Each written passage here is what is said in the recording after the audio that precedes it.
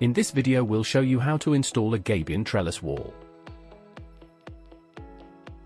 Start by measuring the space where your Gabion Trellis wall will go, then mark the area. Dig a trench about 10 cm deep, or until you reach firm ground. Lay geotextile, then fill with gravel and compact it well.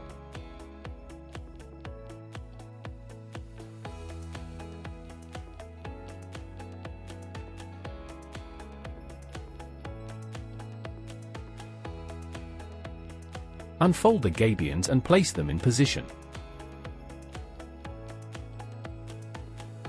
Start connecting the corners with helicals, leaving the backside for last. Then secure the back trellis panel to the pillars with the remaining helicals. Open the lids fully and start filling the gabions with stone. Once filled, close the lids and secure them with helicals. Trim any excess length if needed.